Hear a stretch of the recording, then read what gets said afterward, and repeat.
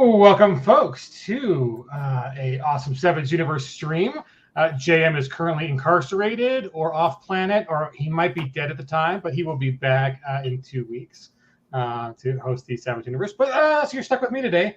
But to make up for that, we've got some awesome guests who are Savage Worlds licensees. Buddy Shea, welcome, buddy. Hi, thank you. So I'm Buddy Shea. I'm the owner of Arme Games. Nice. And Brian, I think this is your first time on the stream, yes? It is, yeah. My name's Brian. I'm one half of Broken Belfry. We are relatively new ACE license holders, and we are working on a setting book called Wilder. Very nice, very nice. So so let's see. Before we get to the deep dive on both of your guys' upcoming kind of projects for Savage Worlds, Brian, it's for your first time on the show. Tell me, how did you get into role playing? How did you find Savage Worlds? How did you find your partner in crime? All that good stuff. Yeah, man, I started playing RPGs. It was middle school, high school. We were doing D&D 3 and then 3.5 back in the day. And it was just kind of these random one-off games. And then eventually, it was years down the line, I decided to actually read the book. And I was like, hey, we've been playing this wrong the whole time. And no one believed me because they're like, that's not how I was taught. And then we were doing tons of New World of Darkness in late high school and college. And we've just kept it up since then. I mean, the same crew that I had been playing with, a lot of them have moved out of state, but we still play online every other week. And we've always fiddled with making our own homebrew stuff and trying out projects. So yeah, just kind of been in it for a while. Got into it through friends and then decided to make this game. I had the initial idea for it maybe 10 years ago even, and tried putting something together, and it just wasn't working. And after a few years of doing that on and off, I was like, I can't make my own system. It's too much. I don't have the attention span. I need to find something that'll work. And my best friend, who we play together, all the time, he was recommending some stuff, and he was pretty big on Savage Worlds. We had played it a little bit. I had played a little bit with him running, and I was like, I think that's the one. I think that's going to be the right fit for this game. And the more we talked about it, we realized yeah, that's it. That's the one. So that was the start of this. Nice. So it is kind of crazy just how long you might have an itch to get a kind of a concept out or a world out, and just the development time can be crazy on these. But it's almost like I think once you have the itch, you have to scratch it. It's like these things kind of demand to exist in the world, and we're glad you found Savage World, because that's another thing too. It's almost like hey, maybe I want to write a poem, but I don't want to invent the language. Yeah, English exactly. works, French works, or whatever it is. But let's pick one and run with it. We all can't be Tolkien and spend half our life developing 9 different languages and whatever and to publish your book. So it's great to have you. And thank you, buddy. Tell us what is up with your company. Or before we get to your company and stuff like that, how did you get into role playing? How did you find Savage Worlds? Okay, well, I started role playing in high school, or actually middle school, with AD&D 2nd edition. Ran that, ended up playing the Oriental Adventures setting, which was a lot of fun. In high school, got into Vampire the Masquerade. Played that for decades, along with the West End game Star Wars system. And then after a while, I started exploring. That's a good one. Everyone likes that one. Exactly, yeah. So after a while, guys started exploring new systems, got into Dark Heresy. I found Savage Worlds with the Explorer Edition, and ran a campaign of Space 1889, which was a lot of fun. And it was about probably 2012 I started getting an idea for this setting and started working on it, doing a lot of research that's historically based. And I wrote a collection of short stories in the same world that's been published by Olympia Publishers called Brighton Under Siege. And then I decided that Savage Worlds would be the best way to go for the system for my setting, because it's such an open system. It can cover so many different kinds of tests and different situations very well. And so I've been working on that. By a Thread, my setting was released last year, and now I'm working on the first full-length campaign for it called What Price Freedom. Oh, awesome. So I think you were kind enough to send in a piece of art, and it looks awesome. Thank you. great for folks. So, so folks who are not familiar, describe like what is by a thread. What's kind of the theme going on there? What are elements people are likely to enjoy if they pick up that? Okay, well, I describe it as a fantasy noir setting. So it's a fantasy setting. The playable races are humans, dwarves, elves, ogres, and fairies. And the primary enemies are goblins, orcs, and trolls. But it is set in a 1920s world, so like 1920s technology. So like, you got your dwarf with the Tommy gun kind of thing going, that sort of thing. The cities are all individual city states. The country itself has been destroyed by war, and in between the cities, the goblins, orcs, and trolls kind of wander around and just kind of prowl on travelers and that kind of thing. Yeah, awesome. So yeah, this is. I too am a big fan of kind of taking traditional fantasy tropes and characters and ideas and moving them into places you wouldn't expect. So I love the idea of doing it like a 1920s theme. Like, I mean, just just a great Gatsby kind of style, like fantasy. I think it's fantastic. So here's a piece of art that you brought in, and so describe what are we looking at here? So this is a goblin that's mounted. You can see he's got his steel hat on. He's got his lance. He's on the warg. If you look close, you can see the revolver on his left hip. And he is one of the raiders who prowls around the wilderness looking for stragglers and travelers to ambush and steal their goods and possibly press them into slavery, because their technology is based on, it's industrial, but it's based on slave labor that they obviously capture the noble races for. Nice. So we're kind of getting like like lead like World War II or World War I-ish era, kind of like a metal helmet and the so the in the actual world that this is set in, is it linked at all to Earth, or is it a completely different kind of? I mean, obviously it's a different planet. Yeah, it's a different planet, different continents, and all that. But historically, things kind of evolved along similar lines. There was a colonial period and all that, and but they did colonialism differently. They did it more like the Austrians did in the Renaissance, more through like arranged marriages, trade treaties, and that kind of thing, more than like abject, more than like conquest and that kind of thing. Awesome. So how has it been being part of the licensee program and getting by a thread up? Like, how has your experience been so far on being a licensee and kind of stepping into the publishing world? It's really been really great. It's been made really simple for me. The first thing I did, I had written most of the book already, but I took some of the art and some of the character building chapter, sent that in to be approved, and got that approved very quickly. And I was happy about that. And then the publication process was good. I've had good support from Pinnacle throughout the process, and they've gotten the word out for me and everything, which has been really great. So give us a little insight into what price freedom. Like, are you bringing it to crowdfunding? Are you gonna? Is it up? Like, what is your plan for kind of bringing that to fruition? Okay, so I'm starting to launch a quick Kickstarter about it, either in July or August, and I'm looking for a minimum funding of $8,000. I have stretch goals going all the way to $50,000, which will really launch a whole line of products at that point, including several one-shot adventures, a second campaign that's more of a 1920s like gangster story, nice, which could be pretty cool, and stuff like that. And so I'm real excited about it. I hope people will check it out. Awesome. So it sounds like the kind of the theme for this outing is a little more like a pulp mystery.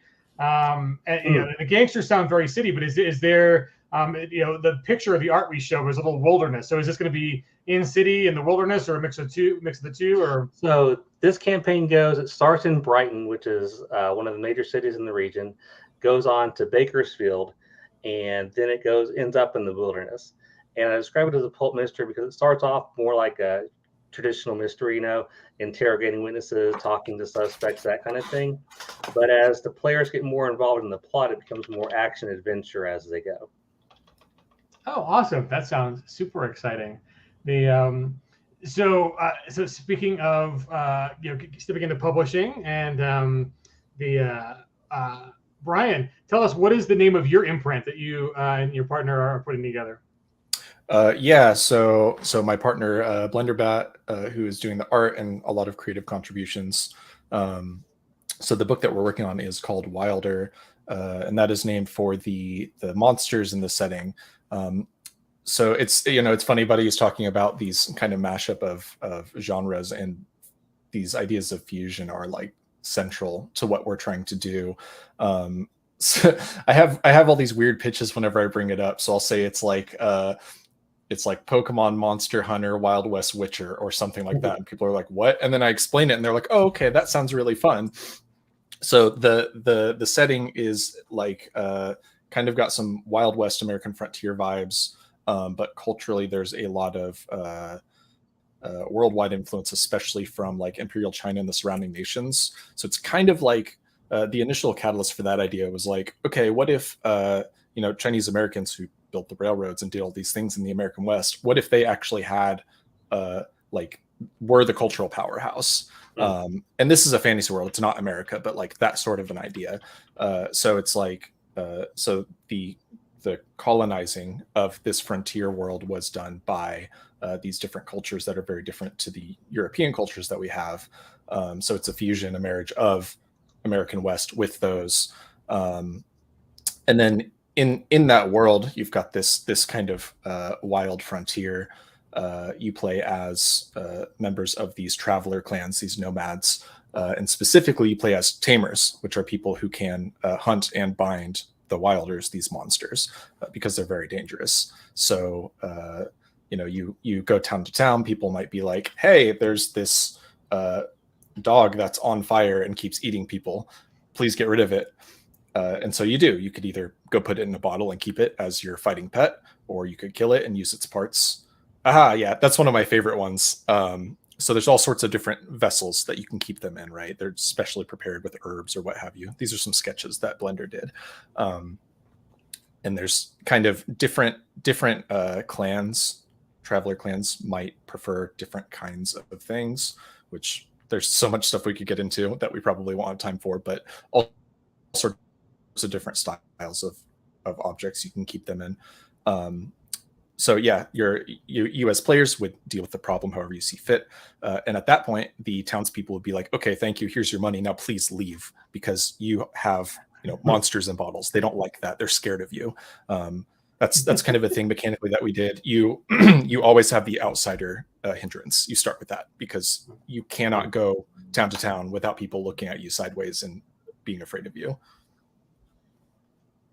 Yeah, that's awesome. I really like the concept of having taking the kind of the Pokemon ethic, but like diversifying the kind of vessels you can keep them in. Because there's just like so much interesting storytelling you could do there on not even having recognized like immediately recognizable kind of standardized animal containers. Right. There's just a whole lot of interesting kind of storytelling you could find about like hey, what happens if you find a vessel that and that could be your entree into that world as you find a vessel like oh my god, there's a monster inside, kind of thing. That's my partner's character that she made is actually kind of like that. She just her character happened upon an injured wilder, and I think she either had a like cracked vessel or she jammed it into something that wasn't quite suitable and it cracked it. I'll have to ask her what the specifics were, but she became a tamer by accident. Normally, it's like you're so daring and bold that you can go out and literally go face to face with a monster and shove it into a bottle. And her character was like, oh no, here's a hurt animal. I need to save it. Oh, it's actually a killer beast. And just happened to become this thing. Yeah, that's awesome. So you also said some really cool kind of things like what is the concept of Flamesmith and the branding? Because we've got, so here's an awesome looking Flamesmith rifle. Yeah, I love some of the guns that she's been putting together. So one of the things in the setting, it is Wild West, but guns are exceptionally rare. Most of it is swords, axes, daggers, things like that.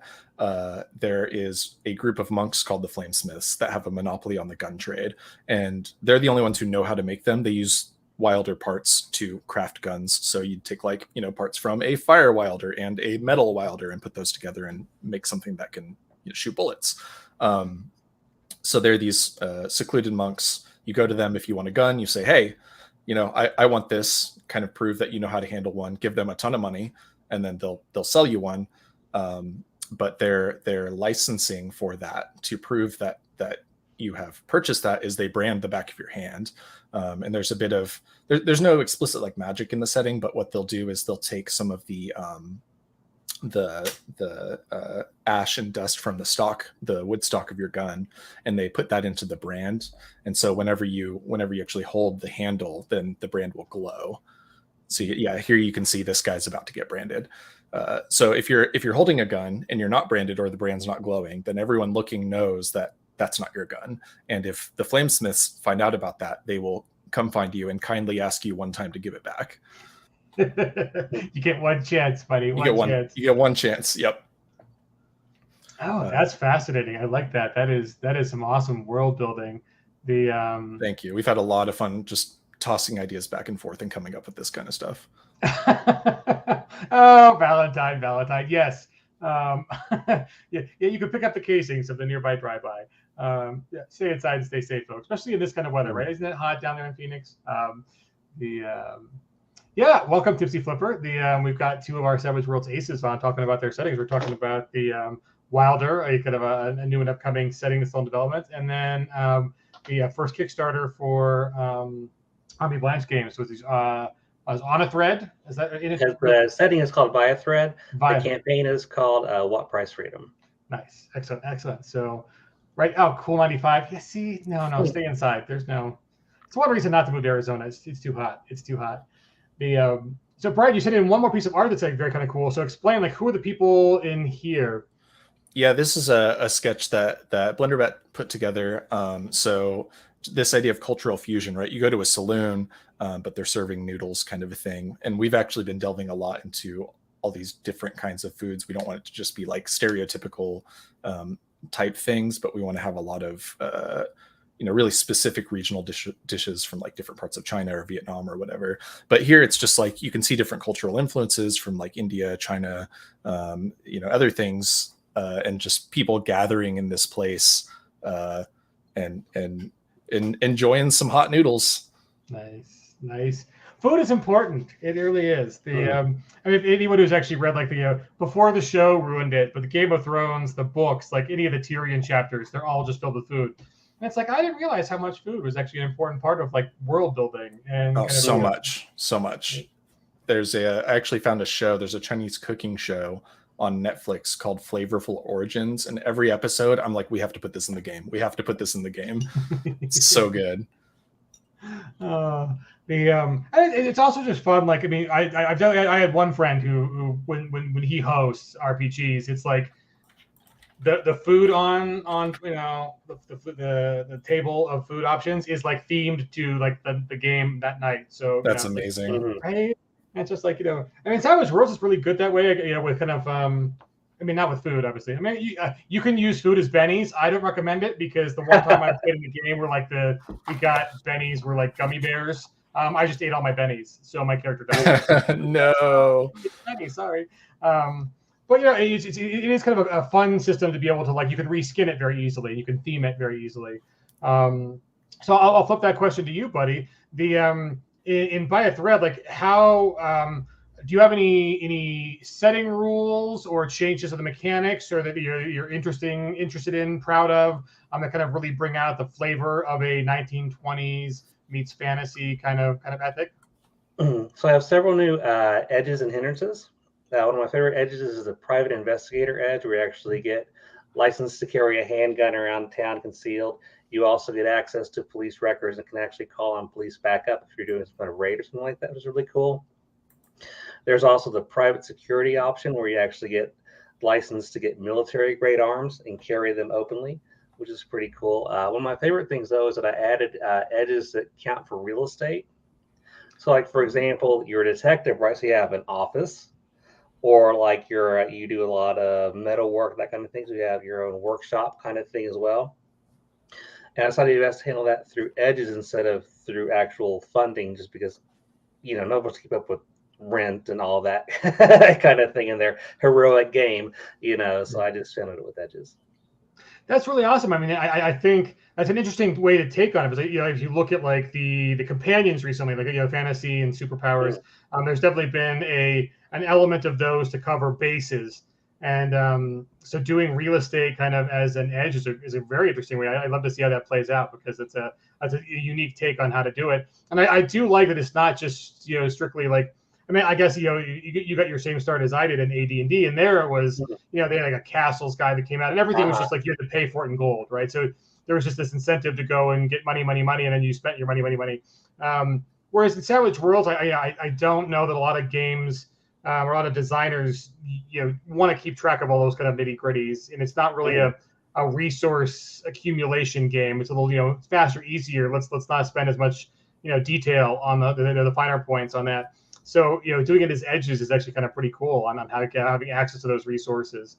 And I definitely like the ideas of getting police stuff. Like that's I will not waste my time talking about your game. Waste my time your time talking about my game. Like in same SWAT, very much the let's take fantasy, put it somewhere you don't expect it. Police procedural kind of stuff. And so having the access to kind of like even now, like I think CSI. A lot of prosecutors in the real world have said that like CSI has ruined a lot of cases because everybody expects there to be 100% clad DNA on everything, and that's kind of not how a lot of police work in modern day works. But now that we have audiences who kind of expect that that's what police work looks like, that's just interesting. Kind of like how do you get access to databases and things that are like computers, even if you don't technically have modern computers in the 20s, and you do have police work and investigative stuff, and shoe print analysis and fingerprint analysis already existed in that era. But so I'll be curious to see your take on that also if you want to pick it up. Cool. Go ahead. I just said cool. Thank you. Oh, nice. So have you done a Kickstarter before? Or is this going to be your first one? This is my first Kickstarter. Actually, I've been researching it a lot. The Kickstarter website actually has a whole lot of advice on there. Also looking at, I'm on a Discord server for publishers. I'm reading about some of those people's experiences with launching Kickstarter and stuff. So I feel fairly prepared. It's all going to be new, of course, but I'm excited by it. Yeah, it is. It's an exciting platform. I think it is especially for RPGs. It's kind of a great platform to get some exposure. In some ways you have to bring your own exposure to it too. Kind of pace you back from you got to bring your audience, and then hopefully the Kickstarter algorithm will work well for you, and you get a little more exposure. But it's a lot of work too. I mean, there's a lot of upkeep on keeping up with the comments and the updates and the backers happy. And that's the one thing too is I think the nice thing about Kickstarter as well for kind of the smaller time publishers, and having done this on a Kickstarter for Buccaneer is. It's really hard as a first-time publisher or a small-time publisher, either way, to kind of know, like, can I do a print run? Is it something that I can fund the book, but then, hey, we're going to do on-demand printing through like Lightning Source or DriveThru RPG, et cetera, or can we do a print run? Can we actually go and get print books and do all the shipping and all that kind of stuff? And Kickstarter, by kind of focusing your sales window over a couple of years down to like the couple of weeks you're doing the Kickstarter gives you that at least a good idea of the numbers you're gonna sell. So you can kind of make those choices. So it's good in that sense, but it's also very like, oh my god, I need to have my ducks in a row to kind of exactly, yeah. So how has been the feedback process on the Buy a Thread products you've already put up on DriveThru, et cetera? Like it's been very good so far. Buy a Thread is already a copper bestseller, almost to silver, which is nice. I have several free one sheets available, and those are doing really well. So I'm excited by that. I also have one shot available, The Dwarf's Demise, which is it's a mystery set in Brighton where a dwarf Zeppelin tycoon has been murdered, and the PCs are there to investigate that and kind of get to the bottom of it. Nice. Oh, that sounds awesome.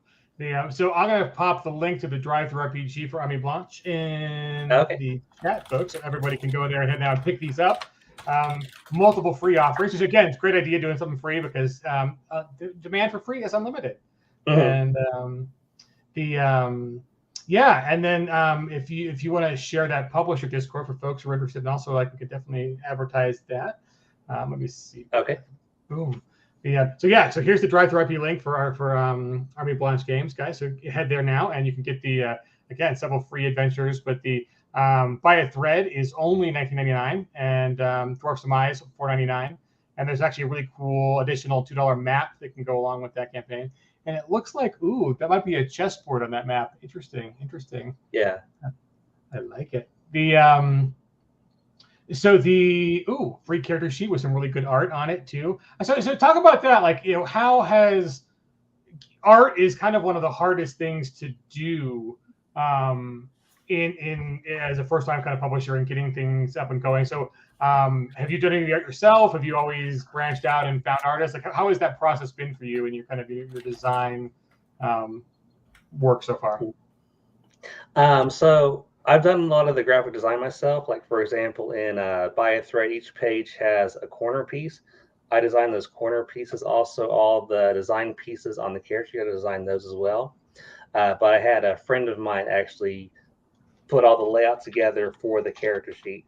I did the layout for all the books. For artists, I'm a member of DeviantArt, and they have forums there where you can actually post jobs and look for artists and stuff. So I start out by posting, roughly what I'm looking for, roughly my budget, have people email me links to their online portfolios, kind of go from there. But at this point, I've got like a solid group of like 10 artists that I've worked with quite a few times at this point that I kind of rely on a lot. Awesome. The that is it's kind of daunting, right? Because I mean, it's one thing to have like your own creative vision, but then you almost have to like be an instantaneous business and have a lot of business savvy when you're starting to hire other folks and pay other folks, and especially when you're leading up to a crowdfunding, it's like that's all coming out of pocket. So there's some danger there. It's like, how do I budget this correctly and all that kind of stuff. So Brian, it looks like you've answered that question in an interesting way. You've actually partnered with an artist, so that's another unique. I have, yeah.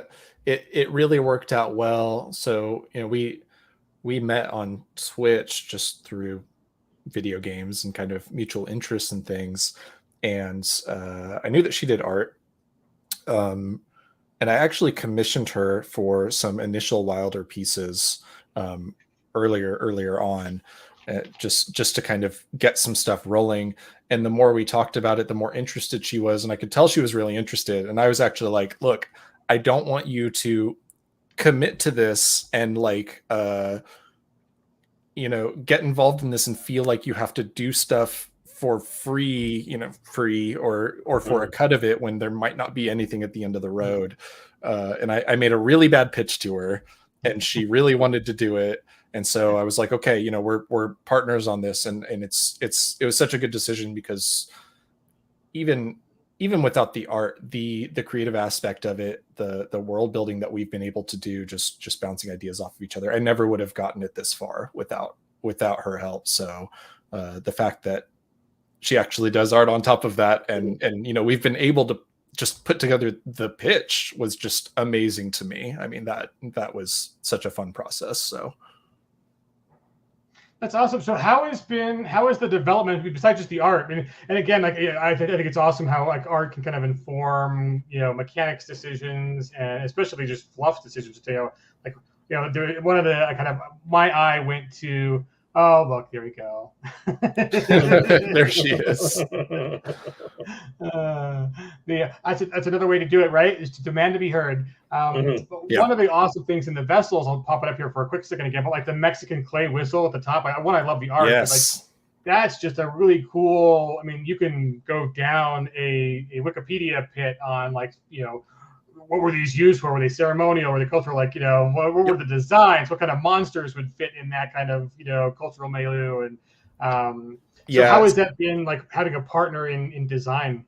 Awesome, because it's just like we'll just say, oh, what if this? So with respect to the death whistle, one of the territories, which is like the states kind of, is called Medoa, which is kind of Great Plains, Midwestern themed. I live in Kansas, so I'm like, okay, this is Kansas. This is fantasy Kansas. And it's just one of my favorite ones, not because I think Kansas is particularly interesting, but Medoa is really cool. And so culturally, we've gone with a Mexican-Japanese fusion. And there actually are, like, there is like a Japanese population in Mexico. And so like, it's like, okay, this kind of idea is real.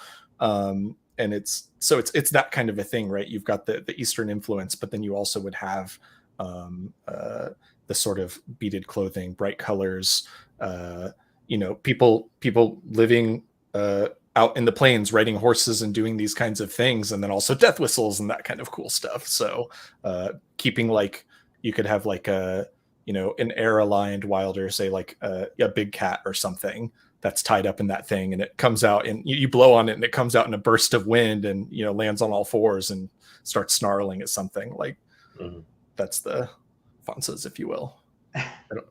Yeah, Kansas. Fansus, yeah. So it just that's the kind of stuff where we get into this design loop where one of us will say, "Hey, what about this?" And then we're like, "Oh, that's really cool. And what if this also? And what if this?"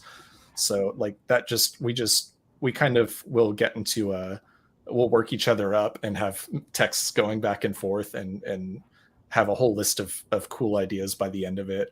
And like, I could talk for hours about the different traveler clans, the different territories, the history that we're building with how the territories were colonized. I mean, like there's just so much stuff that we've just been having a blast doing, and it's just the process is getting it all on paper and then eventually getting it all formatted and put into the book. So yeah, how are you finding like just as like a budding writer to the other budding writers? Like, are you guys doing Google Docs to share? Or have you found a platform that's easy to like keep all the information together as you're doing the world development? And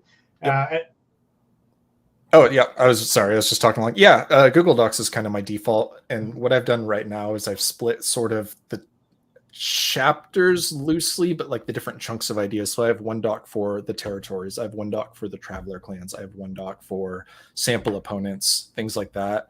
And that will be, for me, easier to grab that text and then put it into, we're using Affinity Publisher when it's time to actually set stuff up.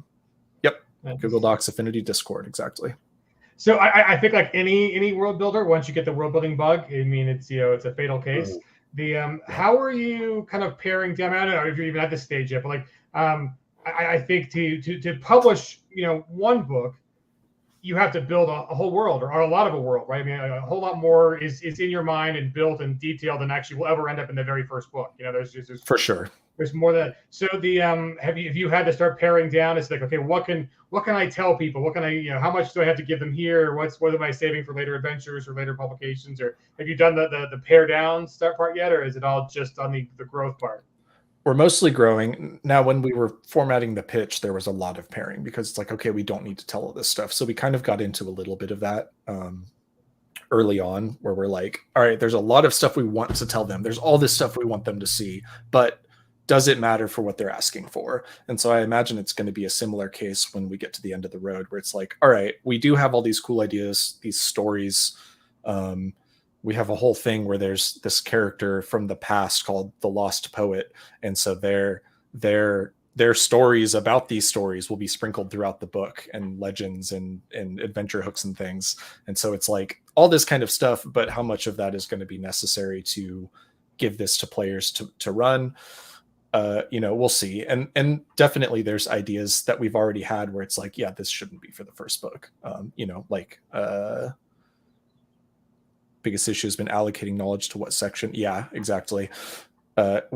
We've had a lot of ideas about the Old Empire, which is this force that colonized the territories. And it's like, oh, what's going on over there? What are their problems? What kind of adventures could you have there? And we have some really interesting ideas, but it's like, but that doesn't belong in this first book. That's something, if we finish this and we want to do more, fantastic. That's something we could pursue. But we do kind of have to keep ourselves focused, which is hard when you're having fun. It's true, right? I mean, and I think even for myself, like the pandemic helped in some ways and didn't help in other ways on development. But like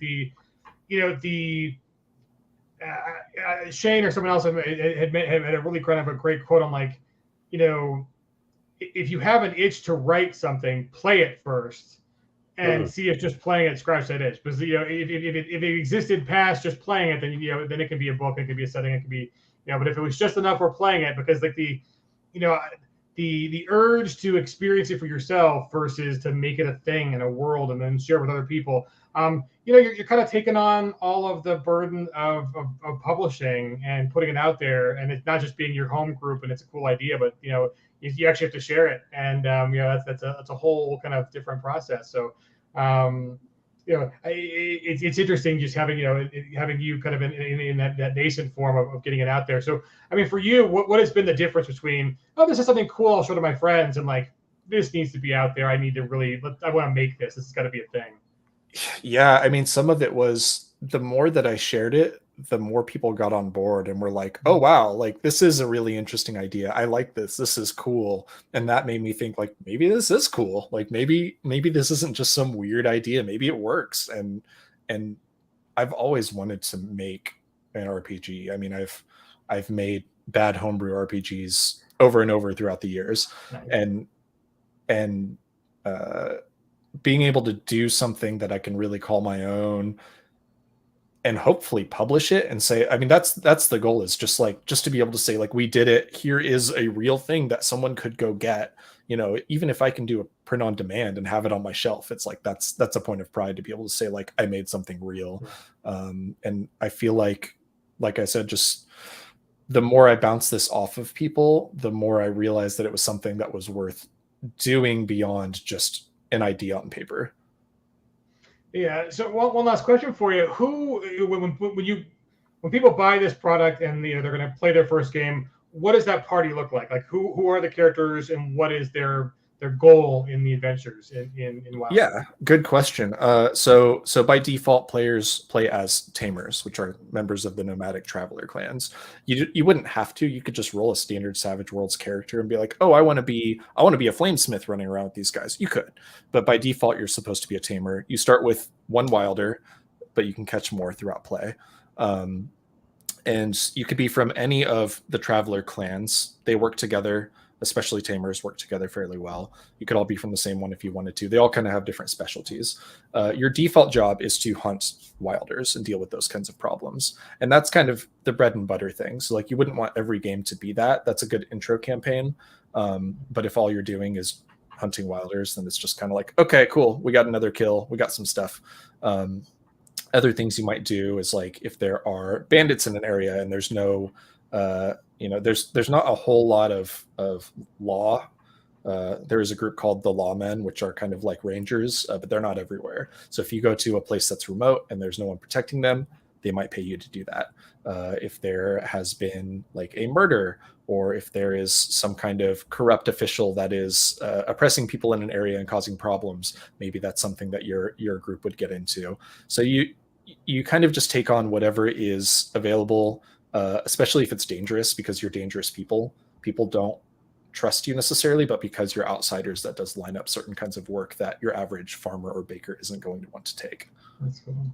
Yeah, I'm excited for it. So, buddy, I want to show one more piece of art that you sent in. This one's gorgeous. Tell us, like, how did you get this one commissioned, and what are we looking at here? Okay, so the artist here is Tan Ewan. She's worked with me on a lot of different projects. This is the villain of one of the one sheets. So this is a male elf, and as you can see, kind of like the 1920s World War I style outfit. This particular adventure takes place in a mine outside of town, so it's in the wilderness. So people are openly carrying weapons, wearing the armor. The breastplate, you can tell, is kind of like a bluish green. That's gorgeous, because it's actually not steel. It is a polymer known as zergomite. The elves in this setting never learned how to work metal, but they learn how to work this polymer that is stronger than steel, and can also hold, and as you can see, the dagger that he has is also made out of the same polymer. Oh, see, I love those twists. I mean, like, that is a fantastic way of looking at, like, where, kind of the industrialization kind of ethic of the 20s. I mean, that's a question I want to ask you. So, I mean, Brian's got a setting that is very playing into wilderness, right? And that kind of the same appeal of, like, Deadlands and the West being a frontier. But the 20s is a bit different, right? Like, there's cities and buildings and civilization is a little more present. So how has that been different for you in writing kind of the adventures that your groups are going to go on? Kind of facing those interesting kind of different memes and tropes. So there are a lot of different options for play. Like, for example, if you're in a city, so the cities are mostly composed of the noble races, the humans, dwarves, elves, ogres, and fairies.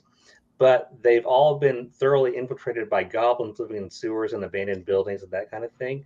So, like, you might be sent to do a sweep of the sewers, for example, and clear out some goblins. You might find yourself investigating some kind of crime, and it ends up leading back to a goblin tribe that's behind it all because they're involved in organized crime and that kind of thing as well. In the wilderness, you've got people might want armed guards, for example, to travel between the cities to carry items. Like, for a while, there was a railroad between Bakersfield and Brighton, which are the two closest cities, but they couldn't protect it well enough. And so orcs just went out and wrecked the tracks, and destroyed everything. So everything's done by cart, basically, at this point. So there's a lot of that. There's also, you might be going out into the wilderness to just kind of like clear out some bandits and that kind of thing as well. In the cities, you also got the option of more intrigue-based campaigns because, for example, you got like the wealthy industrialists in the cities, vying for control. So you've got some kind of like Shadowrun, industrial espionage kind of things going on in the 1920s. You've also got some of the cities still have a nobility. And so you've got noble houses being rival factions and that kind of thing as well, depending on which city you're in. Ooh, I love that. That plays right into my fascination with Dune. Okay. You're taking like, Renaissance family drama and then putting it in the far future with tech, and it's just like, oh, gorgeous. Love it. So one more question for both of you. We'll start with Brian. What's one thing I haven't asked you about your setting that they haven't spoiled yet or told about it that you really kind of want to get out there? It's like, it's a cool thing, a cool gem, something interesting that we haven't talked about yet. Oh man, I mean, I have to pick one thing. Let's see. Okay, so we haven't talked at all. I did say that there's no magic, but that's not to say that there are no powers. Specifically, 2 of the Traveler clans come with an edge that gives them access to an arcane background. So the River clan, which they live on lakes, rivers, things like that, they can make potions out of wilder parts, and they're also herbalists and things. And you can use that to do things like healing or paralyzing, or you could even make something that could detonate. And then the Mountain clan, which obviously live in the mountains, they are master inventors and pride themselves on their creations. And they create intricate traps, which can take a lot of different forms, but they can load them with wilder parts to produce special elemental effects. So for instance, you could have something kind of like a bear trap, but load it with some seed aligned wilder parts, throw it under somebody, and then it will entangle them in vines, kind of a thing. And it uses just the normal powers rules. I had actually tinkered with trying to do things in a different way and make it so it's like, oh, okay, you actually have to put the trap down and make them trigger it with a roll. And I was like, I don't like this. It's just, you just roll the power. It works.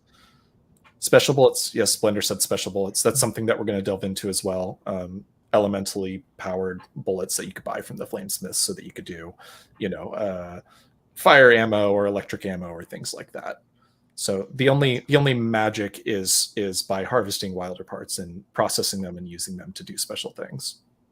Ooh, that's fun. That kind of a little bit reminds me like the Odd World, and they had that kind of thing, a game. I don't know, because I will date myself. It's probably 15 years ago at this point, but there was live That's ammo, not that long, right? Where you're running around in the old West kind of themed area, and like you would find creatures that would become the ammo on your special gun. So it was like living ammo, and that's very similar, kind of depending on what creature you'd find could be trapped to electrical or fire, or entrapment and goo and all that kind of fun stuff. So yeah, that's right. That's really exciting. I mean, I almost like I like that you've taken like a more adult, mature approach to kind of the Pokemon thing, where it's not just oh, you're capturing wild animals and you have pets, yay. But I mean the fact that like kind of like rippers, where the tech and those animals can be harvested and used in interesting ways for weapons and traps and other kind of potions and healing, and that's very cool. I like that mechanic, and it just sounds like it's a much more rich kind of like yes, if you're all starting as kind of these trappers, but the things you can do just seem a lot more interesting than just capture and fight in tournaments and that kind of stuff that might be just Pokemon. So the other ones you've mixed in, the other kind of tropes, it's an interesting mix. I really like that I'm surprised it hasn't been done before, right? That's another thing too. Like, Thank you. This is great. It's obvious. Like, why is it? Oh, wait, but no, it is kind of out there. So it's I just grabbed everything I thought was cool. I was like, oh man, I love the aesthetic and like Red Steel 2, where it's samurai western and this thing and that thing, and it just I kept slapping stuff in, and Blender had ideas, and here we are. No, it's good, and I think fantasy allows that, right? I mean, there is kind of so much like, I mean, you don't have to go all the way to riffs where it's everything in the kitchen sink, but there is that ethic where you can pull in multiple different genres of things that interest you as a viewer and as a consumer, an enjoyer of other people's art, and be like, no, let's explore these themes and how do they play together? Do they play nice together? Let's find out. And so I think the Blender had ideas. Yeah, so many ideas.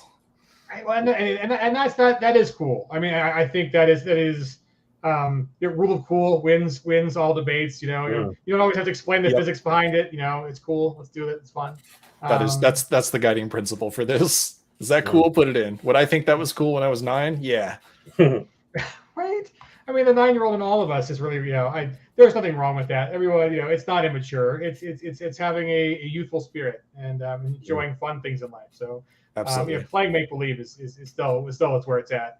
So, buddy, same question to you, sir. What's one thing kind of about your setting or one of the future projects that we haven't touched on that you really want folks to know about?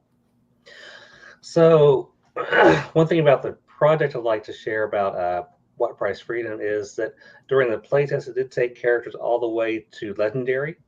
So they got to go through the full character arc. And if Act 5, of course, is a denouement, and so they get a chance to actually retire as heroes and possibly even members of the nobility, depending on how they do. There are also a lot of different opportunities for, like I said, it includes a lot of different kind of options for play. It's got the mystery aspect and also the action adventure aspect as well. Awesome. That's good stuff. So, folks, check out the links to Arme Blanche and soon coming website for Broken Belfry, or at least Drive-Thru RPG, whatever good stuff. So, for the two of you, like, do you guys have actual final question? Hey, you don't have to commit. So I know these deadlines change, but like, what is, remind folks like the timeline on when they should be checking back with you guys on kind of the next big thing. Buddy, you want to go ahead? Okay, so for me, probably 1st of July or 1st of August. I'm really working toward this. I just finished talking to one of my artists today to get the cover art for What Price Freedom. It's really exciting. It's going to be a goblin gangster with a revolver standing in a busted out underground casino. So I'm really excited by that. Nice. Oh, so good. Okay, I'm in. Pledge now. Awesome. And Brian, I know you're much earlier stages, but when is your kind of your current forecast? I mean, we really want to have something put together by the end of the year. I don't know if it's going to be like the entire book, but I would be really happy if we had enough content that we felt good putting more of it into the PDF and having something out. I mean, maybe if it's even just like, oh, here's kind of an early free preview sort of thing. I'm not sure, but that was kind of coming into this year. That was the deadline in my head. I'm like, I think we can do something by the end of the year. I'm still mentally sticking to that, but we'll see. We'll see how it goes. That's good. It's good. Yeah, right. We'll give you the space to breathe. It looks awesome. The the art from your partner looks really, really great. Thank you. I'm excited about the whole thing. So we will have Amber and Brian and Buddy back on the show in the future. And Jody. Hey, Jody. Jody shows up right as we're about to sign off because we got to go backstage. So we'll have all three on the show again as these projects kind of come to fruition and get further along. But you can go and support Arme Blanche right now on Drive-Thru RPG. So definitely head there now and pick up some of the awesome things. And then hopefully next time Amber won't be under lockdown from can't spend too much energy over in Arizona. We have folks who have that too. Like half the staff is there, and it's like, yeah, rolling brownouts are not fun. But you and your air conditioning, we know. So folks, we'll be able to check out both of these awesome, right? But it is on demand. So for folks who are just tuning in, you guys can check out Arme Blanche and you can check out Broken Belfry. And keep on Savage Universe. We'll have these guys and gal. Right. Jody shows up late. Spoil the party. So you guys can check them out on Savage Universe. We'll be back on the show as their two projects, Wilder and By a Thread, are both rapidly. By Thread's Kickstarter for name the name of the Kickstarter again. What Price Freedom? What Price Freedom? So What Price Freedom for By a Thread setting is coming to Kickstarter. We'll have them both back on, and keep track of the newsletter too. The PEG newsletter. We do our best to keep you guys abreast of that. But SavageUniverse.com is where the one-stop shop for finding out about our aces when they get their websites created. We link to their websites. We throw up a list of all of the current drive-thru RPG offerings on there too, so you can kind of peruse, browse all those good verbs. And they'll be back. So I'm excited for both of your projects. I mean, they're very unique and different, and also fill kind of spaces in the market that haven't been filled yet. So if anyone ever says fantasy's dead, they're wrong. There is so much more to do on theming and kind of different ideas and all that cool stuff. So if you guys want 1920s gangster style fantasy, or some Weird West meets Pan-Asian influence with Pokemon and some other awesome little kind of things thrown in there, you guys have it as only in Savage Worlds, right? Like no one else does this. So for everybody else, we'll be back at the top of the hour for our final hour for the Necessary Evil campaign, final hour. So guys, you'll have time to go grab some food a little bit, bathroom break. Same here, that's me, my plans. And we'll be on with a bunch of folks from PEG to kind of talk about Necessary Evil, which is you get to play super villains who are saving the Earth from alien invasion. Again, only in Savage Worlds can you do this. And it's the final day for our Game Changer campaign. So we'll be back at the top of the hour. Until then, guys, same place you're watching this. You can watch our next streams. And we'll see you all soon. So back in about 6 minutes. Cheers, folks. All right. Thank you. Thank you. Thanks, Brian. Thanks, buddy.